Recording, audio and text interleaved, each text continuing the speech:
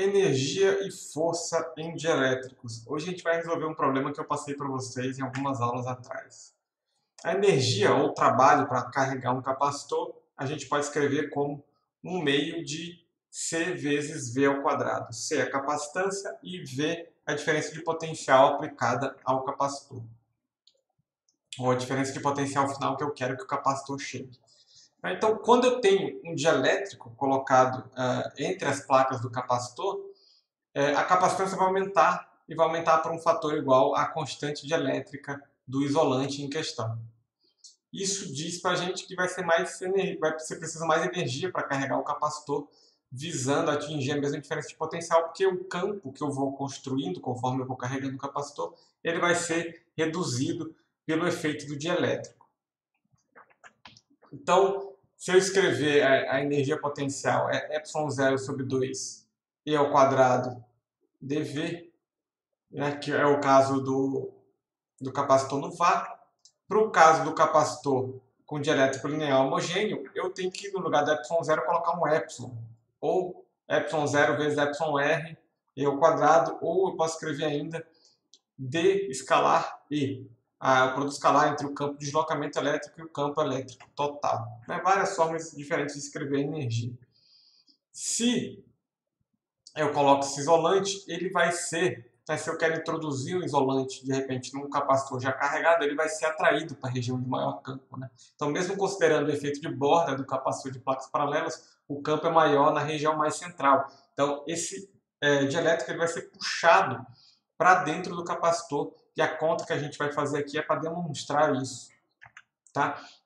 Mas, de forma intuitiva, a gente pode pensar assim, ó, o campo elétrico vai induzir o dipolo de forma tal que a carga ligada que vai surgir nas superfícies do dielétrico vai ser de sinal oposto à carga nas placas do capacitor. Então, tem uma força atrativa, que se a carga era positiva aqui em cima do dielétrico a carga vai ser negativa. Então, eu vou ter uma força de atração puxando o dielétrico para dentro. Bom, a forma mais simples de calcular isso é usar que o módulo da força é menos a derivada espacial do trabalho. Eu estou usando o inverso. O trabalho é integral de linha de F escalar dl. Então, estou pegando um caminho em uma dimensão e pegando a operação inversa, a força é igual a menos o gradiente da energia potencial.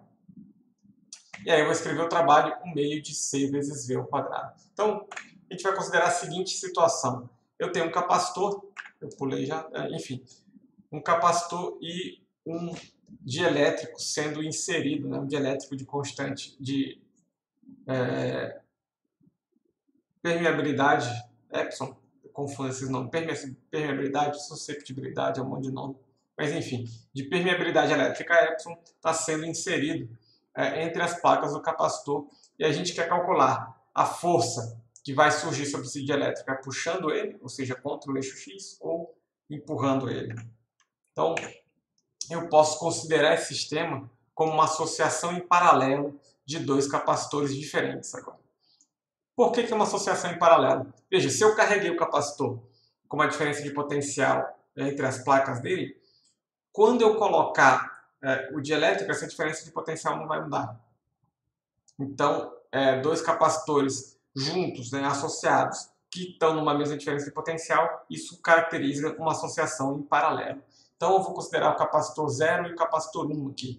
A diferença entre eles é esse comprimento aqui, um vai ser x e o outro vai ser L menos x, do comprimento total L, nenhum deles o comprimento total dos dois vai ser L, e um deles tem um dielétrico aqui no meio.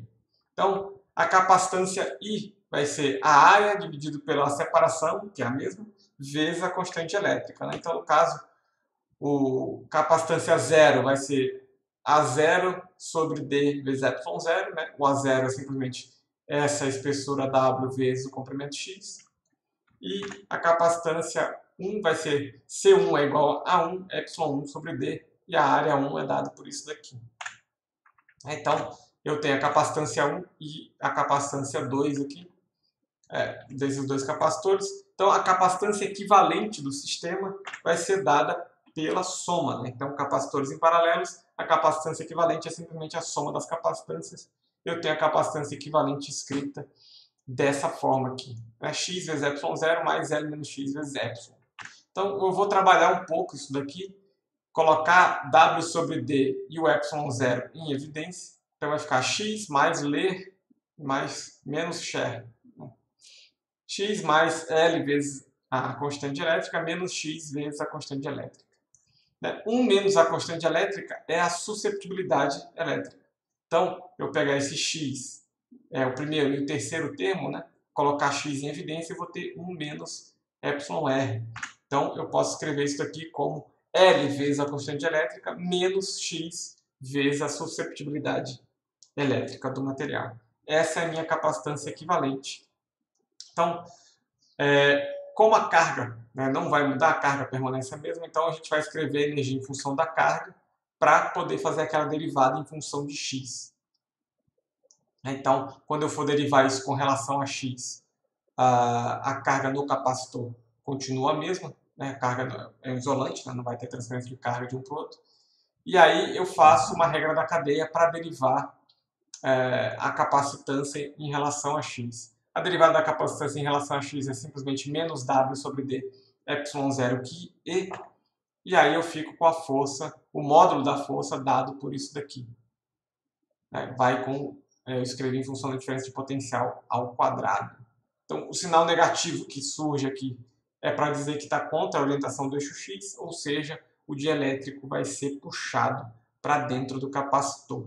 Então, essa foi uma continha rápida para a gente resolver o problema que eu passei no passado e, ao mesmo tempo, criar essa intuição sobre como funciona a energia na presença de dielétricos. Qualquer dúvida, a gente se encontra na aula de sexta-feira. Até lá. Tchau, tchau.